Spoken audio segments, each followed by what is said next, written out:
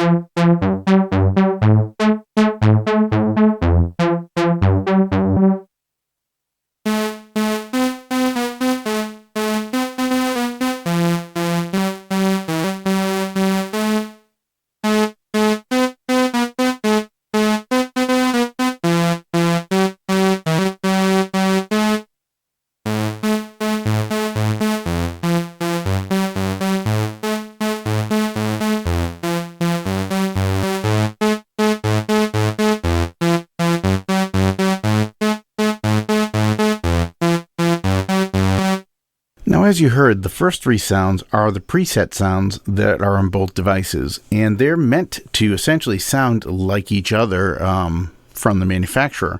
However, I was not able to get them to sound much like each other at all. I thought they had similar tonal qualities, but they were not the same, that's for sure. The final sound, the fourth sound, was one that I dialed in on both devices. I found that the sliders do not coincide necessarily with each other. So the creation of one patch on one side doesn't really necessarily equal the creation of a patch on the other side. But what I'm going to do is I'm going to make that patch available to all my subscribers. So if you subscribe to the channel, there will be a link where you can download the image of the where the dials are set for that synthesizer for the Behringer Toro. So you can try this patch on your setup. If you are an owner of the LowDown, I will make a download available also of that, and I will try and put that right up there right now, and you should be able to download that and use it with your LowDown if you purchased the LowDown from Cherry Audio. One thing to mention is that with hardware, 1/100th of an inch off on a slider, and you've got a different sound. So you may, find that you'll follow my directions and your sound doesn't sound quite like my sound. I may never get this sound again, honestly. I mean, I even follow my own directions. I might be off a little bit. But, and then on top of that, there's the variations between hardware, which in some cases, tuning and that type of thing, there are some potentiometers in there that control the sound just a little bit outside of the, it's not just a static synthesizer when you're dealing with analog. So there could be some variations, but I hope that this will be helpful to you. If you have any questions, hit me up in the comments below. Please, again, don't forget to like and subscribe to the channel. Like the video, subscribe to the channel. I would really, really appreciate it. It would greatly help me out. I'm trying to get this channel to grow, and I'm behind the eight ball kind of type thing. My count is down, and I really need to get the channel to a higher number of subscribers. I'm getting thousands of views on videos and 1 or 2 subscribers. So that's, not a very high number. So I'd appreciate it. And thank you very much for taking time to check out the video. Let me know what you think. And I hope this was helpful. If you like this kind of content, I will continue to make more of them.